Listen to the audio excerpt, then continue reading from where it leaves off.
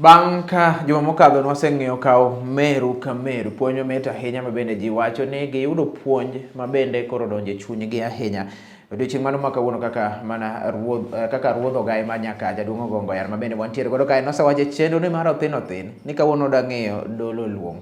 Odwa lere anena mathoth ahinya mondo wang'e ni to ere kaka Dolo Luong, wach mar Dolo en ang'o? Nikech jomoko samoro kia tam mar Dolo ne ema bende wadwa ng'eyo odiochieng' makuon. Machiegni ahinya chenro mar Othin Othin iluongo ni Jesse Mako Jokwan gi ruodh ogai mar Nyakach mangima, mano jaduong' Ogongo Yar. Jaduong' machiegni. Erokamano Jesse nyaka warwako joma neno joma winjowa hera mag Othin Othin. Joma okadho nwa mulo wach motegno. Wacho kaw meru ka meru. Aparo ageno ne ji koro oyudo lokruok. Oyudo lokruok. Jomoko kawo minegi ka minegi koro kawo minegi ka minegi. Erokamano. Kawuono wane Dolo en luong. Dolo en tiyo tich Nyasaye. Tiyo tich Nyasaye ka tich Nyasaye moro amora chakre piny nyaka malo. Iluongo ni Dolo. Iluongo ni Dolo. Dolo jomoko kawo ni jodolo en ango jomadongo matiye mag bibite pulpit. Ka jotelo. Kabedo sinagogi. Jadolo en kata ng'ama kata elda mar kanisa. Kiyalo. Kata inja Kristo, inja Dolo. Kitimo tij Dolo. Tij Dolo. Koro juo. Tij puonjo. Tij thietho. Tije monego dhiye mana gi luongo. Tij adek gi ok onego dhiye adhiya ne manyo konyruok matinende. Tij adek gi tije mako dhiye adhiya ni idhiye. To ng'ama dhiye ai gi kuom. Tij Dolo en tij reso chunje. Ma ng'ama dhiye dwaro no dhiye mana koluonge no dhiye. Tij reso chunje. Tij Dolo tij waro chunje. Ma ok dhiye adhiya ni tich otamore ma dhiye. Tij Dolo tij konyo chunje koro chuok ma kidhiye to kik idhiye no chuni kata ni chunorie emo bi dhiye. Kama ka koro kik dhiye. To mano kata wawe. Ka koro kik dhiye. Ng'a bedo jadolo ne koro juok. Korang dongo ne. Kopon tinena nena dier ni ng'ati ni adier onego bed jadolo. Kinono kaka kanodogo pod opon. Ng'a bedo jadolo korange timbege e kind mbesegi. Iwacho ni adier nyathini en onego bed jadolo. Onego bed jadolo. Tidolo en duong'. Ng'a bedo jadolo konon wuodhege kapok obedo jadolo. Tiya yien adier. Oromo. Nonego bed jadolo. Ng'ani nonego bed jadolo. Kata king'iyo timbege kano odongo. Kata king'iyo timbege kind mbese. To nyiso ni nonego bed ang'oma. Jadolo. Ng'ama iluongo bedo jadolo nyaka juok. Chunye chandore. Ni kobed jadolo kapok obedo jadolo. Chunye chandore. Chunye chandore. Ok not peace. Kapok obedo jadolo to kutim nade ok omo. Otem matengo tim ng'ade. Mondo bed jadolo. Mane ng'ama iluongo man jadolo miluongo bedo jadolo. Ng'ama iluongo bedo jadolo jomireso gi jodolo litne ogombo no bed jadolo mondo res. Mondo res en mores. Kono ka jitimo richo to kecho oje nyaka mana bed jadolo atia jogo tim nade. Mondo lokro bed ngima. Koro juo. Ng'ama iluongo no bed jadolo bedo machiegni gi jodolo kapok obedo jadolo. Neno mano. Jadolo beda ni chiyo ni bedo jadolo. Ni wuoka ukade chiyo. Nyaka process ng'ama iluongo no bed jadolo ngima jodolo berne more ogombo no bed jadolo. Ng'ama iluongo bedo jadolo timbe jodolo mamono rachne. Odwaro no bed jadolo mondo bedo ranyisi. Example maber. Koro juo. Ng'ama iluongo bedo jadolo koro juo. Tegore gi jowasik jodolo. Kapok obedo jadolo. Joma pingo jodolo. Ok obedo machiegni. Kapok obedo jadolo. Ato mano odhi bedo jadolo. Odhi bedo jadolo na. Mano tije makamagi. Mano koluongi mane dhi adhian mondo yud pesa biashara ni. Matindende koro juo. Jadolo moluongi. Roho maler telone oluwo ling'any jadolo mokwongo. Ma en ng'a? Ma en Yesu Kristo, yes. Yesu Kristo jadolo manoluongi mokwongo. ma ka ng'ato bedo jadolo moluongi to oluwo ling'anyne koro jo jadolo moluongi muma maler puonj ne puonjo opuonjo kaka Kristo ne timo nani ne puonjo jadolo moluongi luwore gi chike manie muma maler koro jo ok obed gi neki koro jo jadolo moluongi tiyo tich dolo gi chunye te gi pache te kod tekre te kinde te koluongi to wadi seche moko ni kod ibolo wanya en jadolo seche te kinde te gi tekre ni te koro jo jadolo moluongi lit ne ka cham lewo e puothe onge naka onego bed jadolo mondo ka mano koro contact litne koro jo jadolo moluongi mor kendo il ka rombe medore abiche koro jo osika ok mane mamore ka ji medore kanisa onge mane jadolo malal mor ne medore ameda koro jo jadolo moluongi yalo kwe ma jawad Yesu Kristo nowe nobedie piny jadolo moluongi yalo warruok ne rombe rombe warore mondo odhi ocham ang'oma odhi ocham ngima jadolo moluongi choko rombe riwo rombe kanyachiel rombe ok ke gibedo kaka kanyachiel mar Kristo kineno jadolo pogo ji tiyo kere ni ji koro wasigu neno pogo mano koluongi mano koluongi koro jo jadolo moluongi timbe ne gi weche ne londo jopiny donje kanisa yudo warruok timbe ge londo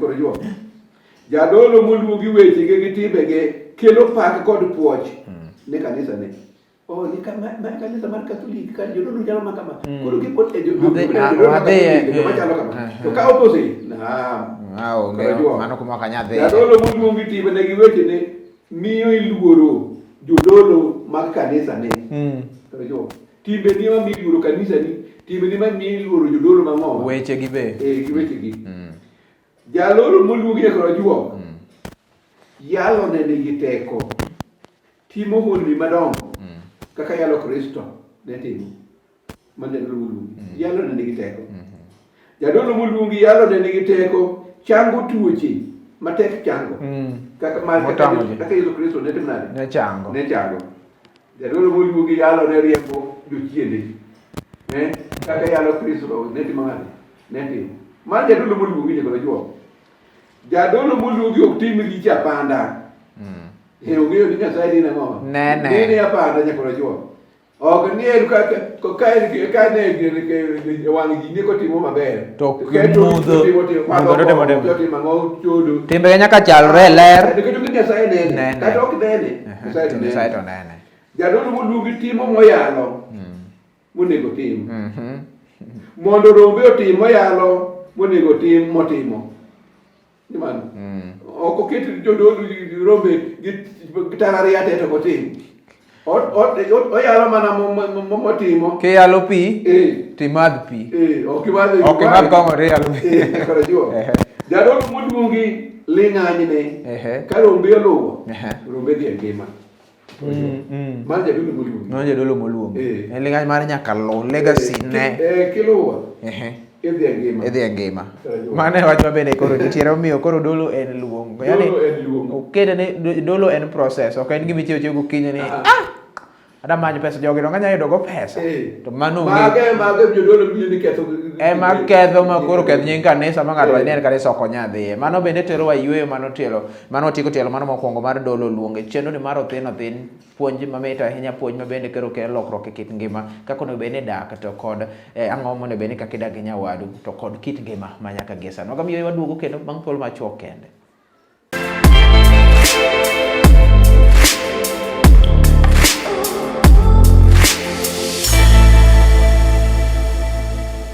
Dolo luong wach mabende koro wang'eyo bang' yweyo mabende koro wasewuok na pod wadhi kod nyime wan gi ruodho gai mar nyaka kach Luong Ogongo yan ma wan godo kae kwang'iyo wach mar Dolo luong. Dolo oken dola ni ng'ato wuok. Dolo ne koro juo.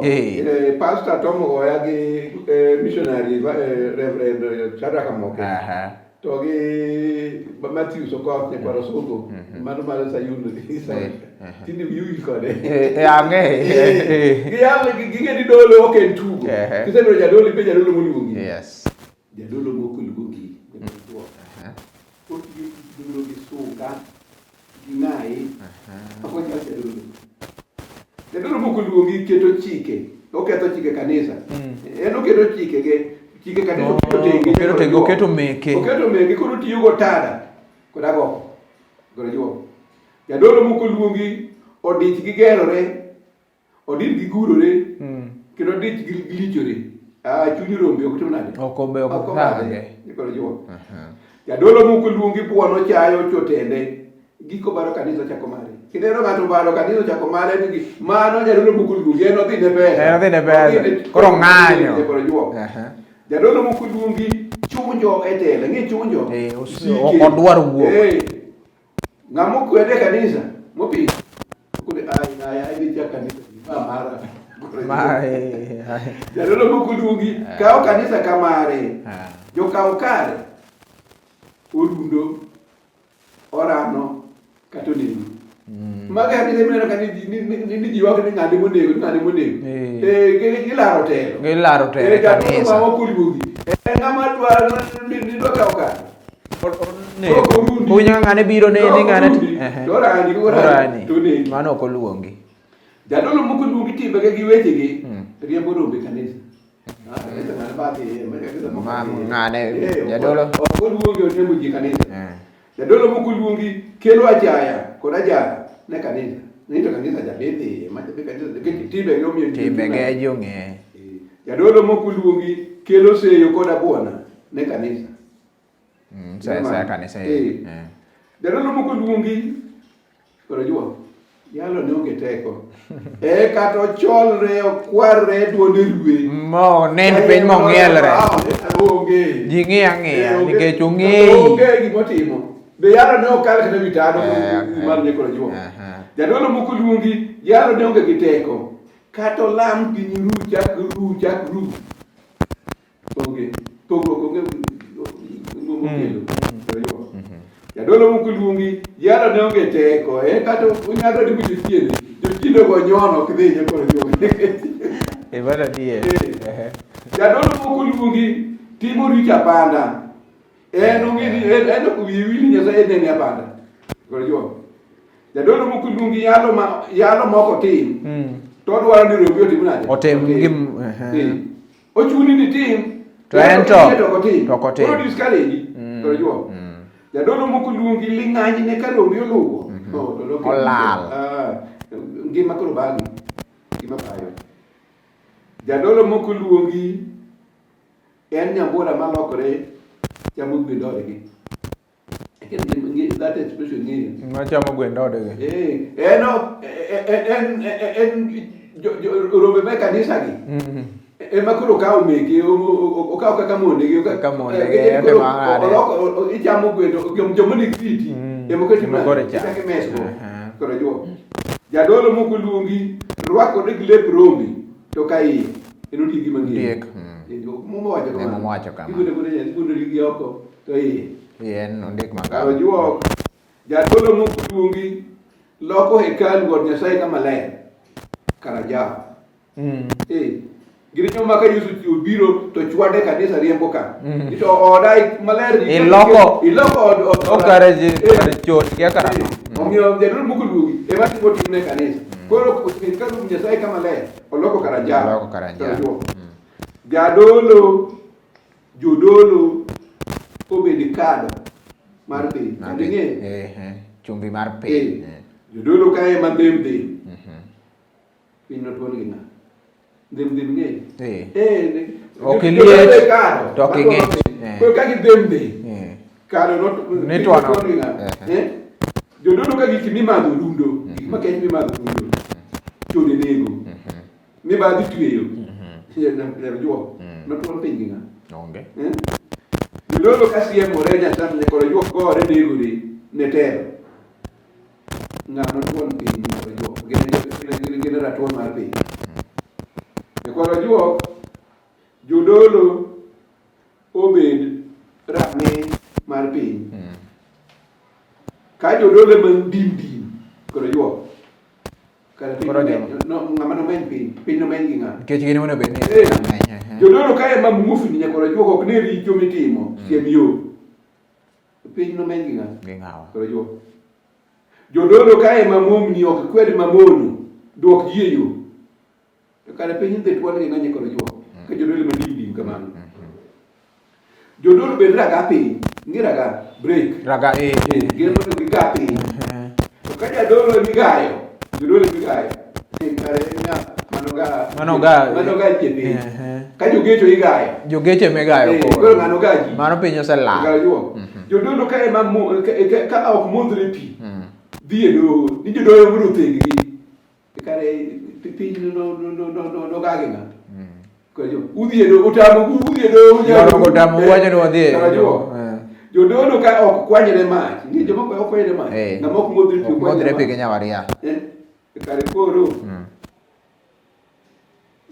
gidhogore kare jopiny nogagi ng'anye koro juok jadolo moluongi ema bedo jadolo mabenyo yo miluwo kero rombe ngima ma jadolo moluongi jadolo moluongi ema gayo rombe keto kwe dak koganda jo Kristo jadolo moluongi ema bedo kat pinye koro juok timo to wacho yalo matero rombe ngima jadolo moluongi koro juok to ketho nying jodolo kendo jawo dolo koro juok jadolo moluongi ketho chuny rombe odwoko rombe piny jadolo moluongi matimbe gi weche gi mono eto yudo chwat mager kaka mumo wacho chwat mager omiyo dolo en kidhi dolo goyuma